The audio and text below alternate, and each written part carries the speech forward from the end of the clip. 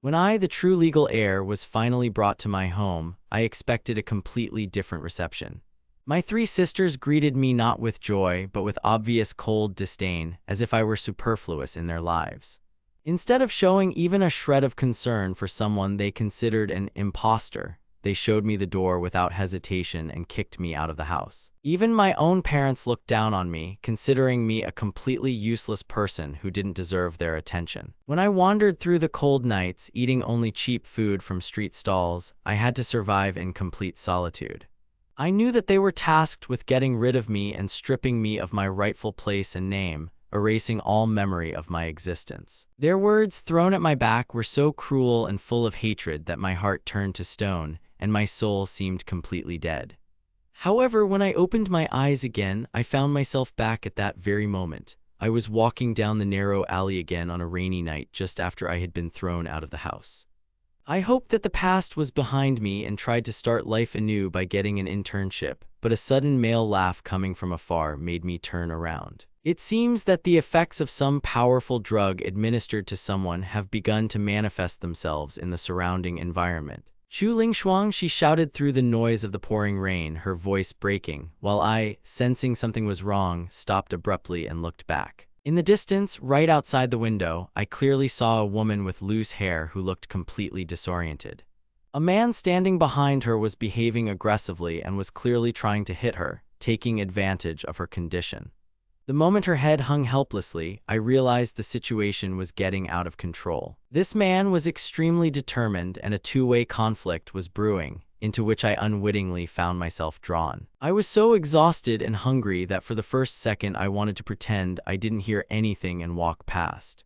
But suddenly I felt cold metal pressing against my lower back and a commanding tone, "Take me away from here immediately." There was no one around, only the sounds of the old city mixed with the noise of the rain, and the weight of the pistol pressing on my back made it difficult for me to breathe. I took a step to the side, heading towards the abandoned warehouse I remembered being nearby. The place was deserted and I begged her, "Don't do this, I'll help, just put the gun away." But the gun felt like it was glued to my lower back until we entered the warehouse. I pointed to the old broken sofa, trying not to meet her eyes, and offered her a rest, promising to find her uncle, but she didn't seem to hear my words at all. She continued to hold the gun pointed at me, demanding that I not go anywhere and submit to her will. A flash of lightning illuminated the room, and at that moment I turned around and was finally able to clearly see her face. It was strikingly beautiful. She was wearing a red dress with a dragon pattern on it, and the sight of her took my breath away, but the next second the woman suddenly touched my hand. I tried to resist unconsciously, feeling her strange, alluring perfume, which made me very nervous. I tried to remain calm, convincing her to be patient while I called for help, but the woman did not allow me to even move. She clutched my shirt, and in her eyes, reflecting the blood-red light, there was a strange, frightening, cold excitement. Gathering her last strength, she pushed me sharply, knocking me down, and I didn't even have time to utter a word of protest. The world before my eyes went dark. I lost consciousness, while her own mind was completely suppressed by the effects of the drug. When I finally came to, the reality around me seemed frighteningly unfamiliar. I opened my eyes and began to look around frantically. The room was luxuriously furnished, and I had absolutely no idea where I was, but as soon as I tried to raise my hands to my face, I froze. I found my wrists tightly bound with a silver chain, and for a moment I was overcome with a feeling of genuine panic. I made several desperate attempts to break free, but in response I heard only the clanking of the chain hitting my wrists when suddenly there was a loud knock, and I saw the same woman in a tight black dress with the same familiar, painfully beautiful face that I saw that night enter the room. She walked confidently towards me, but I, cowering by the bed, felt how this cold and sharp gaze literally pierced me through. "Miss, I can only guess what's going on here," I began, trying to pull myself together.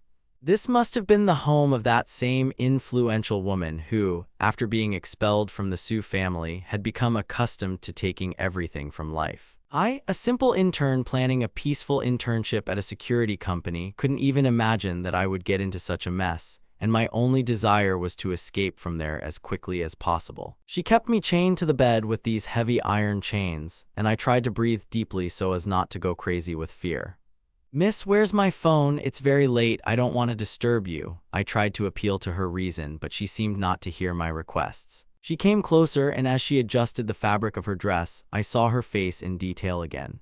Her features were like fine jade and gold carvings, and although I had seen many beautiful women in my life, this one had a frightening magnetism. Remembering the three sisters from King Cheng, I realized that this woman was of a completely different caliber, and that any money would pale in comparison. The mention of the moon recipe sounded like a ridiculous joke, but in her presence I was in no mood for laughter. There were even maids in the room, and I felt the cold air chill me to the bone with the knowledge that I had spent the entire previous night with her. Suddenly, her long fingers gripped my chin painfully. She forced me to raise my head and look into her eyes, and her mocking question, "What, you still want to run away?" made me feel deeply humiliated.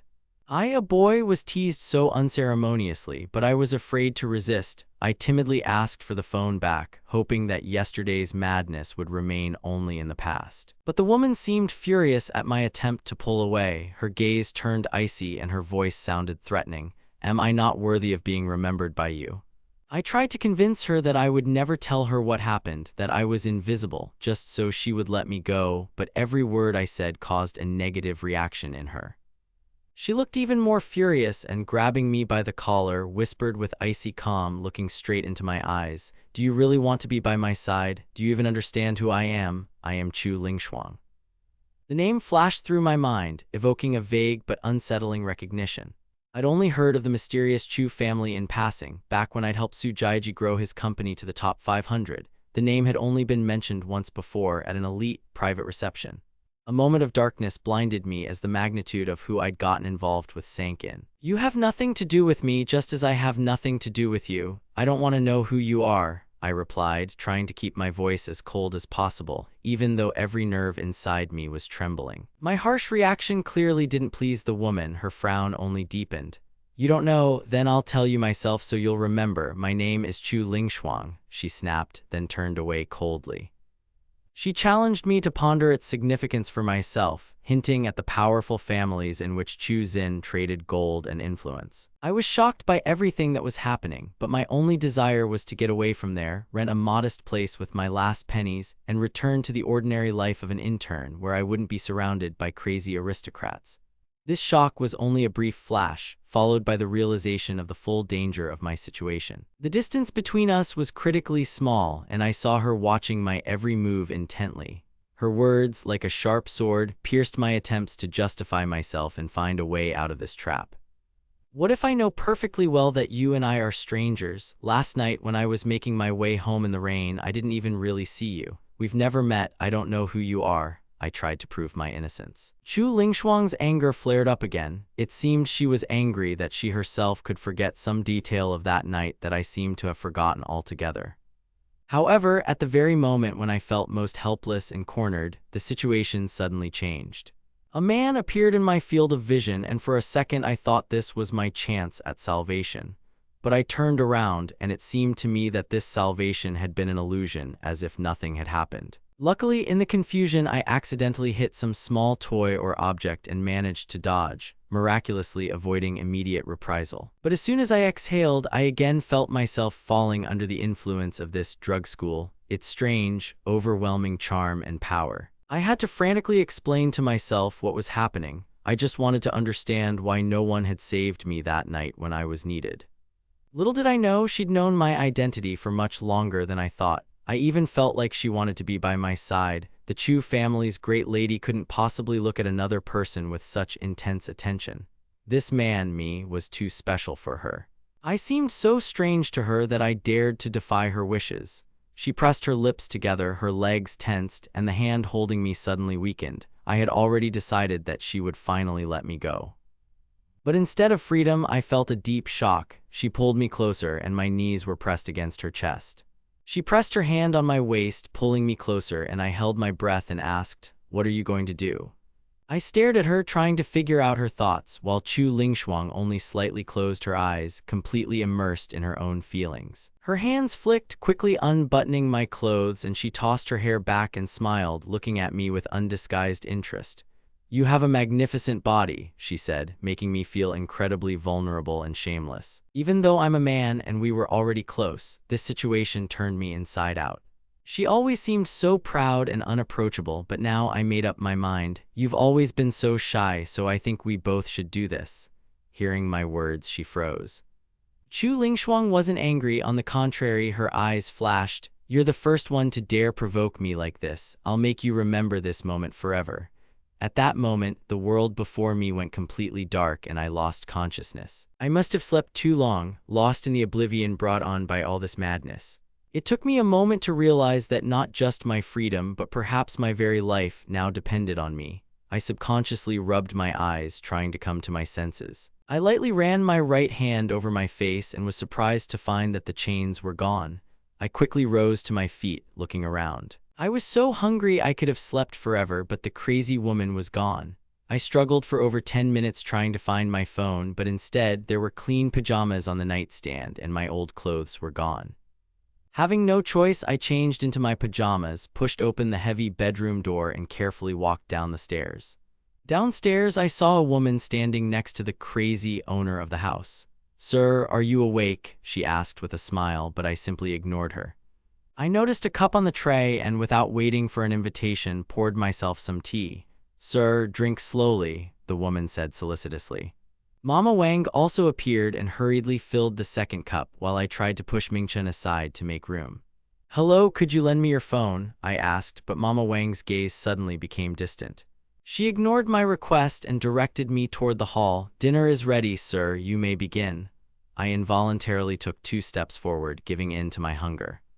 I saw a multitude of delicacies on the dining table, and since I hadn't eaten for 2 days, my head began to spin. I unconsciously approached the table while Mama Wang was busy with her chores. Smiling, she warned, "The lady will be back later this evening. You don't need to wait for her to start your meal." "What lady?" I thought, not understanding what was going on. I was still waiting for her, hoping for a conversation, but common sense was gradually returning. I couldn't just leave, so I decided to look out the window on the landing. I realized I was in a vast garden and there was no way out without a car. Hunger got the better of me and I pounced on the food, eating 2 pieces of dessert and a huge fish as if it were my last. As soon as I finished, the janitor came up to me and remarked with surprise, "Sir, you have eaten so much." "The body must be strong," I replied, feeling the energy returning to me as Mama Wang watched contentedly as I dealt with the remains of the food. "Can I borrow your phone? I need to make a call," I asked again, and Mama Wang's face immediately changed. "Sir, is there anything else you need? Just tell me, I'll get it all ready," she replied evasively, clearly avoiding the topic of the phone. "I don't even know your mistress. She brought me here yesterday. Give me your phone number, I'll make one call," I insisted, but Mama Wang only laughed in response. "Sir, the lady has already explained everything. You will be staying here from now on, just ask if you need anything." It became clear that no one would give me a phone number. I was nothing more than a stranger to her, the nanny of this house, so there was no help to be had. I stood up and left, feeling that Mama Wang wasn't even trying to stop me. She knew there was nowhere to run. "Dear sir, you are in the Chu family's private villa. There is no one here," she said, and I remembered the legends about this mysterious villa. It was impossible to leave here without a car, and I exploded. "Do you even understand that locking a person here is a crime?" I got angry and turned around to leave, and Mama Wang continued to go about her business as if my words meant nothing. "Sir, what kind of coffin is this? Just tell me what you need. The lady will be back in the evening. Go upstairs," she continued, clearing the table, and I clenched my fists in frustration. I went upstairs planning to take a shower, but as soon as I left the bathroom, I heard a strange sound of a motor running downstairs. Looking out the window, I saw a white man getting out of the car and Chu Lingshuang walking dramatically in red heels. It was she, Chu Lingshuang. She was incredibly beautiful, and I realized I wasn't afraid of her. If only she weren't so domineering and intimidating, everything might have turned out completely differently. Soon the heavy door of the living room on the 2nd floor opened with a quiet creak. Chu Lingshuang appeared in the doorway. She walked in and immediately saw me sitting serenely on the sofa. After the shower, I felt quite okay. The coolness of the water cooled my ardor a little, and I tried to maintain a calm mood despite the absurdity of the situation. "How can you think I'll let you go?" she said, casually throwing her bag on the counter near the entrance. She looked at me as if I were a moron who had completely forgotten the events of the previous day. I was in complete shock. Just how crazy was this woman? It seemed that what she had done yesterday was not enough for her. For her, it was just part of some perverted game. The room suddenly filled with the tart scent of roses. Her beauty, now even more intense, left me speechless, but a cold, commanding voice immediately brought me back to reality. "Don't even think about trying to leave here without my permission," she said, and I realized that I could no longer contain the pent-up irritation. I was determined to show this woman that I was not some object, and I tried to hold her back as she passed by, but at the very moment I raised my hand. She reacted instantly like a predator. I don't know how she managed it, but the iron chain closed around my wrist again. "Let me go. Are you completely crazy?" I cried, looking into her heavy, empty gaze. She lifted my chin slightly, examining me as if I were a rare toy. "Don't I care about you?" she asked mockingly. My anger at her was reaching its limit. I threw it back in her face again that I wasn't interested in her and that I didn't want to discuss what had happened between us. But it seemed that my words only fueled the strange excitement in her even more. She clearly enjoyed taming and was particularly drawn to fierce dogs that resisted her will. I saw how her belief that she could break me only grew stronger with each attempt I made to object. A shadow flickered in her eyes and she added coldly, "As long as you obey, I will be kind to you. Whatever you wish for, it will be fulfilled with a single click of my finger." However, this satisfaction had to come exclusively on her terms. My life was in her hands and I'd had my fill of humiliation. My whole life I felt like a puppet. First in my family, then even my girlfriend betrayed me. On the outside, I might look like a successful guy, but inside, I was broken. "I've suffered all my life, Xuan-jai, and I'm just furious about it," I screamed to myself, feeling hatred boiling inside. "Why should I listen to you? I'm not your thing," I insisted, even though I felt my arguments crashing against her wall of complacency. This man was like a new and exciting toy to her. Chu Lingshuang even seemed to admire my tenacity. It was the first time she'd seen someone willingly give up her luxury. "You always prove your point through pain, don't you?" she whispered, swinging the whip with frightening energy. I couldn't look away. Warm blood flowed down my neck and I, overcome with despair, began to struggle, trying to free at least one hand. But before I could do anything, her reaction was lightning fast. She suppressed my resistance with one movement. Chu Lingshuang seemed ecstatic at my struggles, a blood-red smile spreading across her lips. I clenched my teeth so hard they almost cracked. "What sin did I commit in my past life to meet such a maniac?" flashed through my head until I finally realized the simple truth. Any struggle only fueled her cruelty. I closed my eyes and went limp like a doll on the sofa. Chu Lingshuang's anxiety instantly evaporated. She gave me a cold look, then turned and walked out. Only when I was sure she was gone did I open my eyes. Through the crack, I saw her take out her phone and give some order to Mama Wang and Zuyan. She left the second floor without looking back. I felt everything inside me go numb with horror and helplessness.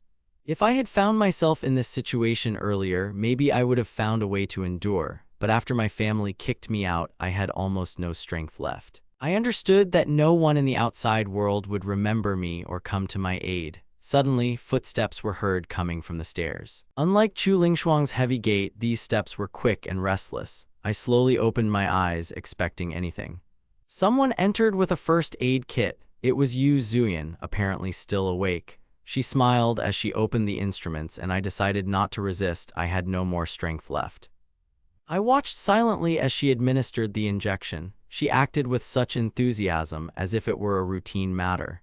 "You're amazing," I thought. "I've never seen anyone do this with such joy."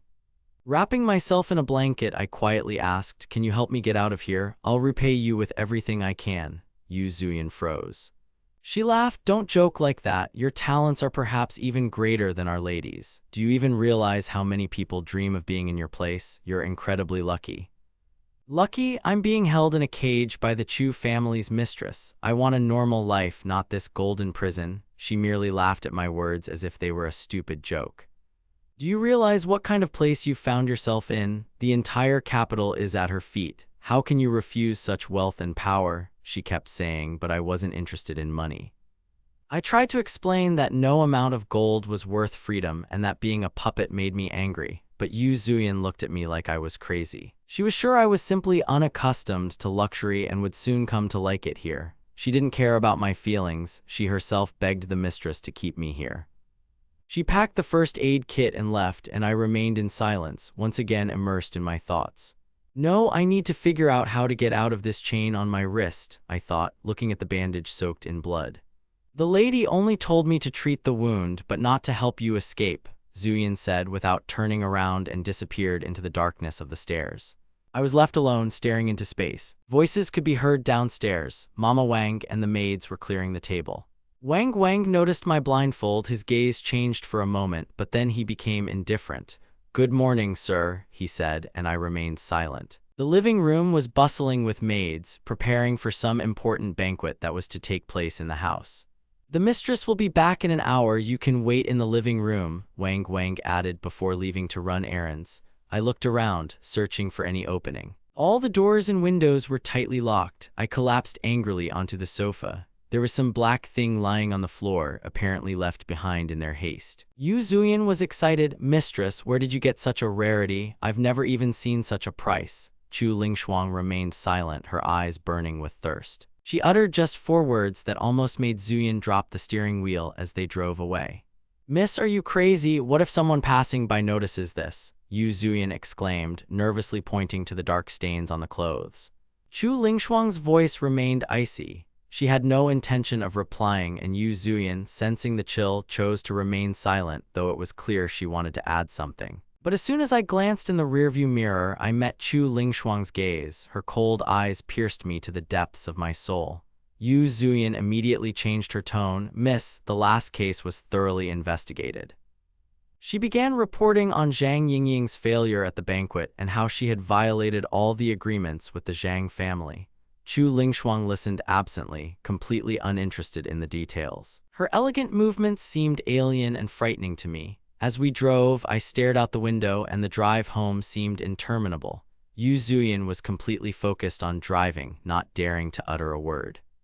All this time I just sat, sipping tea and trying to stop the trembling in my hands. I watched the servants bustling around, and for a moment I caught myself thinking that I was even comfortable here, in this luxurious bubble, cut off from the outside world. If I weren't a prisoner, I might actually like it. Suddenly, my gaze fell on the bright green grass outside the window. A black Bugatti came into view. The devil was back. I felt my insides tighten, and the cold metal of the chain on my wrist reminded me of reality again. Mama Wang whispered anxiously, "Master, Madam has returned. You must stand up and greet her. Do you seriously think she will tolerate your disrespect?" "Stand up, greet?" I snapped. "Doesn't she have the legs to reach me?" I was so furious that I involuntarily snapped at Mama Wang, which I immediately regretted. She opened the door herself and walked in with such a fake smile that it took my breath away. "Miss, welcome," Mama Wang babbled, obediently making way for her. "Dinner's ready. Are you going to eat?" Chu Lingshuang's voice was dry and distant. Her keen, penetrating gaze slid across the living room before she slowly walked towards me and unceremoniously sat down right on the sofa, pushing me aside. She looked flawless, like a porcelain doll. If it weren't for her manic obsession with me, I probably would have been sitting next to her, admiring her beauty. I watched helplessly as she pulled a thin necklace from her bag and began to fasten it around my neck. "Take care of yourself," she whispered, looking at my lips. "Otherwise, you won't deserve this jewelry." I didn't care about her gifts, and I asked defiantly, "Who needs your trinkets anyway?" I answered her without hesitation, acting as if I were a dog being given a collar. Chu Lingshuang wasn't angry. On the contrary, she laughed, as if amused by my impudence. "You're so sweet," she said, and her tone irritated me. I grabbed the cup and threw it hard at Chu Lingshuang. The cup shattered against the wall, and the sound of the crash filled the entire room. Mama Wang rushed toward us in horror. "Madam, it's my fault. I didn't put the dishes away on time," she justified herself, while Chu Lingshuang only looked at the shards indifferently. "It's okay, Mama Wang, bring the food. I'll take care of it myself," she replied, and Wang quickly retreated. She turned to me, and I saw a strange surprise in her eyes. Apparently, no one had ever dared to throw things at her, and the fact that she didn't fly into a rage frightened me even more. Wang Guan poured her tea with trembling hands, afraid of the hostess's reaction, but Chu Lingshuang just waved it off. Soon everyone left, leaving us alone in the huge hall. She wasn't afraid I'd attack, probably knowing she had plenty of guards behind her, and I was still too weak from my injuries. I finally abandoned the idea of stupid sabotage. I understood that Chu Lingshuang had her own methods, and if I didn't find a clever way to counterattack, things would only get worse for me. She continued to sip her tea leisurely. Her gaze, heavy and cold, studied me like prey. That gaze made me sick, and in an effort to do something, I grabbed a knife from the table. This gesture was clearly not part of her plan. She watched me curiously, as if testing how far I would go. I cut off a piece of meat and put it in my mouth, pointedly ignoring her. "Did you think I'd object?" I asked defiantly. "I wasn't thinking about death, I just wanted to live, despite everything." Chu Lingshuang's eyes widened for a moment, as if struck by my resilience. "You really are different," she said. "After everything that happened to you, you didn't give up." Her words infuriated me. "What do you mean, different? I'm human, I have a will, why should I give up?" Chu Lingshuang remained silent. She continued to look at me as if she could read my mind, and I felt my reaction to her becoming more and more unpredictable. "You were investigating my life, weren't you?" I asked, meeting her piercing gaze. I suddenly realized how absurd my suffering was, because she knew the truth about the Su family that I had hidden for so long. In the silence of the room, I could hear myself eating, and the sound seemed deafening. "They hurt you so much," Chu Lingshuang finally broke the silence. "Have you ever thought about revenge?" I just continued eating. "This thought about revenge has long ceased to occupy me. It was just a burden that I got rid of." I remembered how Lin Feng framed me with Xiao Jai's car, how Sister Su Zhaiqing blamed me, and how Su Tangde, knowing the truth, betrayed me. "Lin Feng, we raised you for so many years, and you're trying to kill our son for money." Su Tang's words still echoed in his ears like pain. I stood then at the door of the ward, feeling how my heart finally turned to stone, looking at their hypocritical faces. Su Tangde, who knew everything, simply suggested, "Hush up the matter, so as not to ruin the family's reputation." Even Su Jai, who should have been on my side, begged me to just leave so as not to upset my sick brother. They threw me out of the house, forcing me to sever all ties, and this was the easiest way for them to get rid of the inconvenient fact of my innocence. Every time I thought about it, I felt disgusted, but even then, being exiled, I did not feel hatred, only emptiness. They didn't believe me even when I presented evidence. Their hatred was deep and irrational, rooted in their prejudice against me. "Revenge," I replied, looking straight at her. "It's pointless, I won't waste my life on them." My calm, almost empty gaze surprised her, and for the first time I saw a glimmer of something resembling guilt in her eyes. "Do you want to leave here?" she asked quietly. Hope flared up inside me like a fire. "Yes, if you let me go, it will be some kind of atonement for what you did to me."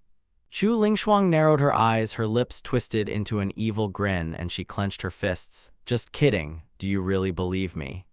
I nearly boiled with rage, feeling everything inside me boil. It seemed like this woman genuinely enjoyed my helplessness. However, after a few days, I began to get used to it. Well, so be it. After all, to her, I was nothing but a worthless person, a toy in her hands. How could I resist her will? Chu Lingshuang understood perfectly well that such methods would only achieve physical submission, and that held no interest for her. What she craved most now was to see me kneeling before her, sincerely pleading and with a heart of gold, saying, "Please, she loves me. She said she doesn't want to leave me." She was obsessed with seeing my innocent, confused face, expressing complete helplessness in the face of circumstances. Chu Lingshuang suddenly drew her legs up excitedly. She slowly picked up a towel and dried her hands, never taking her scorching, commanding gaze off me. It was clear she was considering whether it was time for me to leave, and she was eager to know exactly what I would do once I left this house. I didn't expect Chu Lingshuang to ask about my future plans. However, even if I remained silent, the Chu family would still be curious to know what I intended to do. "Find me an intern who will help me save my money," I replied, trying to sound convincing.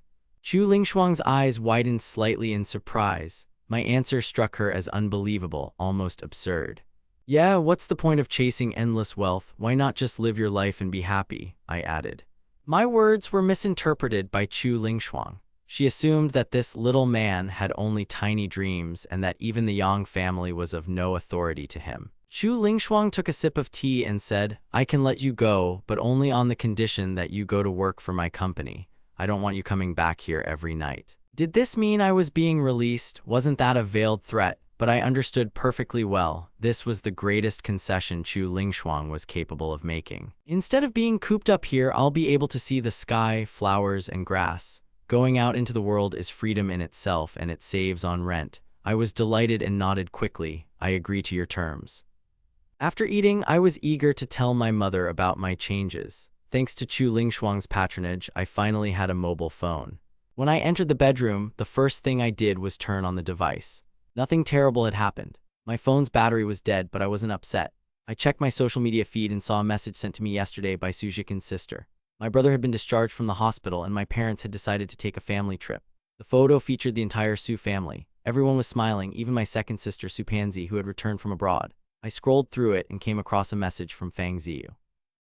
I loved my brother so much, but I glanced at who hadn't yet paid off their debt and clicked the link. Without a second thought, I deleted Fang Ziyu and all the Su family members from my contacts. After that, I lay down on my luxurious bed and turned on a TV series. I lay there enjoying the comfort, even when Yu Zuyan brought her first aid kit. I barely spoke to her. She mentioned that after I fully recovered, she'd assign me a driver to guard the door downstairs. She clearly didn't expect me to react so calmly. I was excited. I don't need to recover for long. I can go back to work tomorrow. Just help me find a decent business attire. Yu Zuyan looked at me in surprise. I was speechless. How could someone be so obsessed with work? Was it normal for such a big boss to behave like this? She left, finishing her cigarette. The next morning, I woke up early. Yu Zuyan brought the first aid kit again. For the first time, she saw me fully prepared for official work. The suit fit tightly, making me appear slightly shorter. Yu Zuyan suddenly understood why the woman had held me back for so long. After changing my bandages, she said, "Your driver's name is Liu Tianhen. He's waiting for you downstairs. He'll fill you in," she added and left the villa. I saw a black Mercedes parked near the garden and said to myself, Chu Lingshuang must be unwell if she let me take that car into the company. Do you think I'm not good enough for the public? I'm depressed, but I can handle it. I opened the car door. The girl in the black suit smiled at me. "Hello, sir. I'm in charge of meeting your driver, Liu Tianhen. You can call me Hanhen. Our next departure is at 8 a.m. I'll be waiting for you at the company entrance after work." Liu Tianhen began introducing herself as soon as I got in. I struck up a conversation with this chatty girl. It's rare to meet someone who's willing to spill so much information at once. I sensed her friendliness and genuine excitement, so I couldn't resist joining in the conversation. "You look a little worried," I remarked. "Of course," she confirmed. Liu Tianhen gripped the wheel confidently. "I'm your personal driver now. Life's easier than before, aren't you glad? I have a lot to do," she continued. "Who doesn't dream of an easy job?" Liu Tianhen continued, not stopping. I said, "You're very lucky. Miss also sent you for me." There was something odd about these procedures, and I couldn't help but frown. Why does everyone always talk like that here? I was losing all desire to talk to her. "Can you change the car when you pick me up tonight? That's too provocative. I'm just a security guard and don't want to attract unnecessary attention." Liu Tianhen took it as a stupid joke. She was surprised that I found the car too flashy. "But that's an order. I dare not disobey," Liu Tianhen said, switching to a more formal tone. "Fine, I'll ask the lady for permission." A long drive followed. The car stopped at the doors of the Yihen group. A man in a security uniform immediately emerged from the building. "Miss Liu, you're as punctual as ever," he smiled, greeting the guard. Liu Tianhen laughed and rolled down the window. "Wang Ji, good morning. This is a new employee. I entrust him to your care in the future," she said. Wang Chengeming nodded at me. "No problem, we'll arrange it in the best possible way. Trust me with this," he replied, and I got out of the car completely unexpectedly. Liu Tianhen shouted from the window, "I'll pick you up at 9 o'clock," and drove off. Hearing this, Wang Chengeming became interested in me and beckoned me closer. I heard him, came over and nodded in greeting. Although this was my first experience with this kind of work, I understood the basics of human psychology. I smiled politely. "Pleased to meet you, Wang Ji," I replied, and Wang Chengeming nodded approvingly. I immediately realized he was wary of my connection to Liu Tianhen. "Come in," he said, and led me to the guard booth by the gate. "What kind of education did you receive? You must have a big heart to dare to do such a thing," he asked. I replied in the spirit of just doing my job. Wang Chengeming nodded and leisurely continued his questioning. "What did you do before? Did you fail in business?" "I had to deal with financial difficulties." I quickly came up with an excuse. "I'm new here and don't want to delve into the past." Wang Chengeming had a penetrating gaze. "So no experience, no problem, you're still young. The salary is 13,000 a month. You'll gradually pay off your debts." Wang Chengeming turned out to be a good man. "But this job requires discipline. No lateness, unlike in my job," he warned. I quickly smiled, showing my willingness. Wang Chengeming nodded with satisfaction and fell silent. In the future, you'll be responsible for patrols. 5 patrols a day, the rest of the time is rest, he said, looking at me with kindness. The job seemed good. He could earn 15,000 yuan a month, which was quite acceptable, especially considering his desire to improve his relationship with Liu Tianhen. I, too, remained reasonable. Fortunately, after expressing my obligatory thanks, I headed off to work. Meanwhile, things were getting much more interesting. Meanwhile, Chu Lingshuang lounged on the sofa, enjoying the exquisite meal her maid had brought. She video chatted with Yu Zuyan. Madam, do you think this guy even has a brain? Every dish in our restaurant is prepared by the best chef, and yet he wants to order takeout without even setting foot in the restaurant, she complained. On the screen, I saw Yu Zuyan's silent, puzzled face as Chu Lingshuang slowly devoured a spoonful of yogurt. What did Tianhen say? The lady asked. Nothing special. He said he wanted to change cars. He said it was too conspicuous to drive to work and it was attracting unnecessary attention. A look of mild irritation crossed Chu Lingshuang's face. Then let him transfer to the old laos, Yu Zuyan suggested, clearly shocked by my requests. The black Maybach was relatively inconspicuous and now he wants a laos. Doesn't he realize this will only draw more attention to me? She fumed, though she didn't dare directly contradict the woman. I'll pass this on to Tianhen later, Chu Lingshuang said coldly. I, unaware of these intrigues, looked at the beautiful vegetables on my plate. Everyone seemed to have let me go to work, but I felt like I was being watched. Nothing in this world is simple. Her cold, commanding voice suddenly echoed in my ears. Tell the board of directors I'll be at the company meeting tomorrow morning, she ordered. Yu Zuyan was stunned. Since taking over the company, she had been the only one holding meetings. She usually worked from a city villa and showed up at the office only once every 6 months. Such a visit was too sudden, but Yu Zuyan didn't dare argue. She merely nodded, promising to report everything. This was my last patrol for the evening. Wang Chengeming gathered all the guards and announced the upcoming meeting. With a deadly serious expression, he said, for everyone's information, tomorrow morning at 9 o'clock. Miss Chu will be visiting the company in person. Did you hear that? Show maximum zeal, he shouted loudly. His colleagues responded with a murmur of approval. I was also shouting along with everyone else, but deep down I felt a strange discomfort. Chu Lingshuang's arrival is always a monumental event that turns everything upside down, and my heart couldn't find its place. I heard my colleagues whispering, but Miss Chu was here just 2 weeks ago. Why come again? Who knows what she's up to? She can't even eat a fish properly, and here she is, in company for an hour. Brother, you're mistaken. Miss Chu isn't in love yet. If she liked you, would she make you work so hard? These conversations were hard to listen to. If you're truly infatuated with Chu Lingshuang, you become like a puppet. Even I began to lose myself. What's the point of such a life? I simply voiced my thoughts into the void. Walking past the crowd of colleagues, I sat down on a chair, trying not to draw unnecessary attention to my reaction. Li Hao approached me. Come with me tomorrow. I'll submit an application to the manager so we can work together. If you don't make a mistake tomorrow, I'll help. I knew Li Hao was a good guy, so I didn't refuse. Thanks, let's exchange contact information, I suggested. Li Hao nodded. After spending a day with him, he realized I wasn't as busy as others seemed. He was polite, and after I added him as a friend, he became even more attentive. He patted me energetically on the shoulder. If you have any problems, just ask. After a brief exchange of pleasantries, it was time to end the shift. Seeing that I was alone at the gate, he added, go get some rest. Li Hao kindly said, there's a bus stop 200 meters away, and it's convenient to get to all the nearby businesses. I thanked him.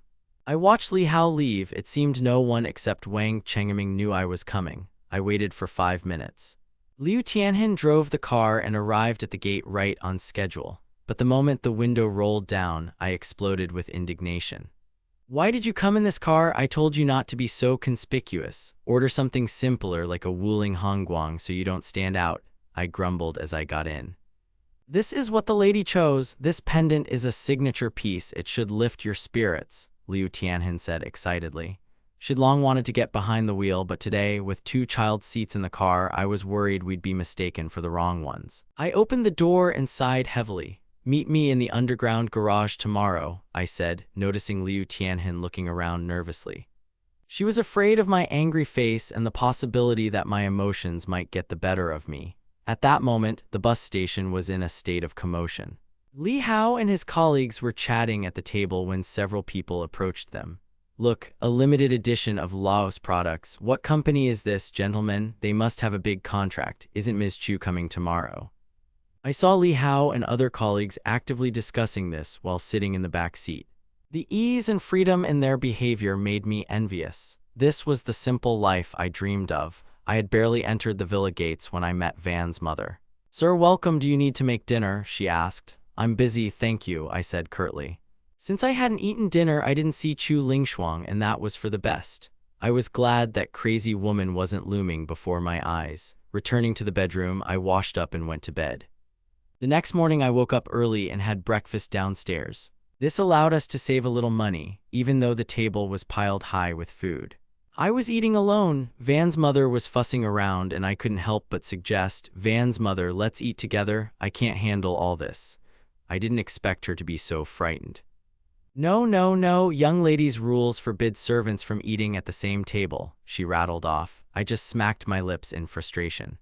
"Your girlfriend isn't back. Did she have something to do last night?" I asked. "This place is far from the city. She doesn't usually stay here," Van's mother explained. I felt sorry for her, the lady came so rarely. "But ever since I've been here, she's been coming by more often." After breakfast, I left. It was 9 o'clock. Li Hao nodded to me. "Brother, don't be a minute late. Let's go. We're checking the building today. I'll keep an eye on you." The receptionist at the entrance smiled warmly at Li Hao. Li Hao introduced me. "This is our new employee." I scanned the ID and nodded. "Hello, manager." The man at the reception smiled. I politely reminded my colleague, "Li Hao, Miss Chu will be in a meeting. You better hurry." "Take me to the office I see," I said, and we walked through the clear glass doors. Li Hao couldn't hide his admiration. "When will I get a chance to sit here? It's rare to meet such a sincere guy." I laughed. "Isn't our job great now? The company is huge, the pay is good, although of course it doesn't compare to their offices." Li Hao just chuckled in response. "Brother, do you know how much a typical employee here makes? Several $100,000 a year. That's nothing compared to our security service. I'm told even the janitor here makes more than us. The higher the level of work, the higher the income. That's a fact. But I've heard of specialists earning $1 million a year, and that doesn't surprise me anymore. After all, this is the Chu family's company. As far as I know, their power is unimaginable, and this company is just a small part of their empire. Chu Lingshuang may not have much experience in management yet, but no one here would suspect that." Li Hao's reaction was enough to understand everything. The Chu family's affairs are kept under wraps here. When I was inspecting the top floor, Li Hao suddenly clutched his stomach, his face twisted in pain. This was bad. That morning's serving of spicy snail noodles had clearly done him no good. Before I could react, he doubled over. The flashlight got stuck in my hand. "Brother, go ahead," Li Hao muttered. "No one can just walk down the hallway upstairs. I need to go to the bathroom." Li Hao had been so helpful these past 2 days, I couldn't leave him. I had no reason to refuse. "Okay, I'll wait for you here," I replied. He nodded gratefully. Li Hao, in pain, rushed toward the restroom. At that moment, the elevator doors opened with a soft clang. The corridor was empty, only the echo carried strange, barely perceptible sounds. I didn't want to cross paths with her right now, but Yu Zuyan appeared in the doorway, her heels clicking on the expensive floor. She approached me looking as perfect as ever. "Hey, is something wrong?" she asked, crossing her arms. I mumbled something unintelligible, hoping no one would see us. I planned to pretend that I was just passing by, but Yu Zuyan blocked my way with her hand raised. "Where are you going? Miss asked you to come in," she said in a cold tone. I tried to object, but she was adamant. "This is company, respect the chain of command," she added, gesturing slightly toward the door. "Put down the flashlight and go to the conference room. Don't keep the lady waiting," she commanded, pointing toward the private office located near the lounge area. I gritted my teeth. Finally, I had to enter with my head down. As soon as I crossed the threshold, I heard a painfully familiar, icy voice. I closed the door tightly behind me, closing my eyes for a second. The office was in disarray, an overturned chair, the edge of a desk overturned. Chu Lingshuang, dressed in a crisp white suit, sat with her feet in elegant white shoes propped up on the desk. She looked at me with an ironic smile that sent a chill down my spine. I pressed my lips together. What did she see in me? Chu Lingshuang slowly swung her legs, continuing to look me straight in the eyes. Her long fingers playfully fiddled with some papers. I stood there, clutching the lantern, hesitant to take a step. Tell me what you need, I still have to patrol, I said. Chu Lingshuang, accustomed to being refused, looked slightly puzzled. However, she had the patience to reply, I remember the company rules. A patrol team must have at least 2 people. I frowned, sensing a catch. She didn't even go out the door or see Li Hao leave, so she knew everything from the very beginning. My gaze was glued to the computer screen on her desk. She obviously saw everything on the CCTV cameras. Given Chu Lingshuang's personality, if she tries to make Li Hao's life difficult, he'll hardly be able to keep his job. And yet he's been so helpful to me these past 2 days. I didn't want to let him down. Gritting my teeth, I asked, what do you want? Nothing special, I just wanted you to come in. She lowered her legs, crossing them. What, are you afraid I'll eat you? Came her mocking voice. I subconsciously gripped the lantern even tighter. There was silence in the office. The silence became more and more oppressive. The silence dragged on. Time seemed to stand still in this silence. Absolute silence. The silence continued to ring. She turned her head and looked at the monitor installed on the table. I have cameras everywhere. Do you think you can escape? You don't want me to report you for skipping class, do you? The guard promised me reports. You have to go to the conference room, right? Chu Lingshuang laughed. The shoes are uncomfortable. Just take me to the fitting room, she finally said, letting me go. I placed the lantern on the table and carefully approached her. Miss Chu, I can't walk like this, I began, but she didn't let me finish. Chu Lingshuang was insistent, and I had to obey. I felt my back literally giving way from the tension. I had to pick her up and carry her to the dressing room. I don't know if it was an accident, but she brushed against me a couple of times along the way, and I kept quiet, afraid of the consequences. I was afraid someone would see us. Holding my breath, I rushed into the next dressing room and dropped her onto the couch. I took a deep breath, but when I turned around, I remembered something. It seems there's a camera installed in this corridor. Chu Lingshuang answered my silent question for the first time, looking off into the distance. The CCTV system here is independent, she noted dryly. Hearing this, I finally caught my breath. The task was accomplished. I have to go, the shift doesn't wait, I said and hurried to the exit. Running was pointless, but staying near this woman was becoming increasingly dangerous. Towards the end of my shift, as I was returning, Li Hao was already waiting for me in the elevator. He stared at my empty hands. Brother, where's our flashlight? My brain literally exploded. I remembered I'd left it on the desk in the office. Li Hao glanced at me but said nothing. Forget it, you can pick it up later. It's almost 11, they're in a meeting and have a break. We can't disturb them, he said. I breathed a sigh of relief. We returned to work, and the rest of the day flew by. It was nearing the end of my shift, and I was sitting at my desk, scrolling through my phone, not yet having had time to really rest. Suddenly, I heard a woman's voice outside. Is anyone there? Uncle Van, are you there? There was no one else in the security room except me. I picked up the phone, stood up, and opened the door. An unfamiliar girl stood on the threshold. She was dressed in a classic business dress that accentuated her pretty face, and she wore light slippers. I looked around. Where's Uncle Van? Has everyone left yet? I asked, smiling slightly. Why didn't you go home straight after work? I asked, but the girl seemed lost in her thoughts and didn't respond right away. Her face instantly darkened. What should I do now? My car broke down and I need to call a tow truck. I didn't feel much sympathy for her because she was so young, almost a girl. Let me open the door for you while you call a tow truck, I suggested. She shook her head. No, a tow truck is too time-consuming and hassle. I was just about to go into the office to visit Uncle Van when the girl started to complain, but the next second her gaze shifted to me. Little brother, do you by any chance know how to fix cars? She asked. I caught myself making a couple of missteps in the conversation, betraying my inexperience. What exactly happened to your car? It looks like there's an engine problem, I replied, trying to sound knowledgeable. Let me take a look and help you, I offered, taking the initiative. Thank you, little brother, she responded gratefully. The girl's eyes instantly lit up. Then follow me to the underground garage. Are you just on duty here? She asked as we walked. I asked her a question in return, looking at her. She seemed very young. Yes, I just finished my studies and started working here, I replied. I came here to find a mate, she said jokingly, to which I only chuckled in response. She was quite spontaneous, and it was immediately noticeable. The girl looked around curiously. Brother, my name is Zia Kinking. Let's be friends. What's your name? Her gaze was fixed on me. She was slightly taller than me, and so, under her guidance, we descended into the underground garage. Zia Kinking silently inserted the key into the ignition, and when she was about to start the engine, I felt a strange irritation. "Didn't you move away from the gearbox?" Zia Kinking suddenly asked, noticing my hesitation. I felt awkward. I had only recently gotten my driver's license and was feeling a little unsure.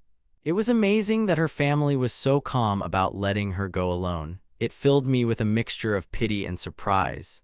Zia Kinking headed to the driver's desk. "Don't worry, I'm a confident driver. I was just distracted for a second. Are you going home, or should I give you a ride?" I asked, estimating the distance. I shook my head. "No, you should go. I need to finish my business." Zia Kinking, seeing my determination, did not insist any further. I got out of the car and headed towards the exit, getting ready for the usual work routine. Chu Lingshuang had stopped showing up at the company lately, but Li Hao had been coming to see me more and more often just to chat. Relations between the staff of the first and second districts were good. Zia Kinking also appeared and now often sat with us in the corner of the restaurant. We were greeted with warm applause, recalling the events of the past days. Zia Kinking began making time for our conversations more often. The three of us gradually became closer, becoming something of a friend in this group. After lunch, Li Hao clapped me on the shoulder. "Brother, let's go have lunch," he called, and I silently nodded in agreement. I glanced at Zia Kinking and headed to the window to eat. I couldn't afford to relax.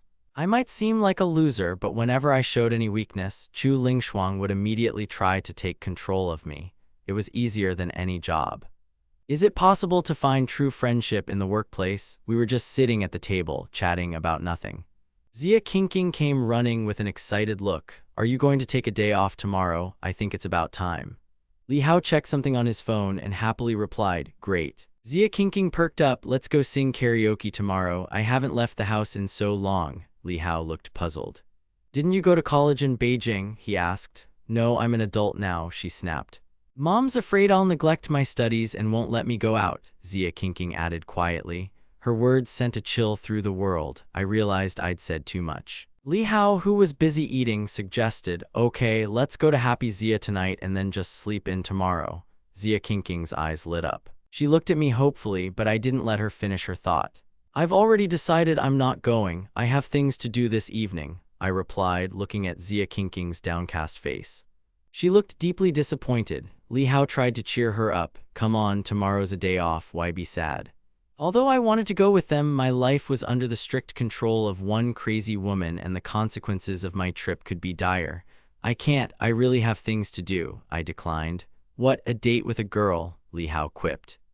Li Hao continued to ask with his mouth full, "Is it all because of your parents who don't let you go out at night?" I remained silent. Li Hao patted me on the shoulder. "Brother, how old are you? We're adults. Who can stop us from having fun?" I just smiled bitterly.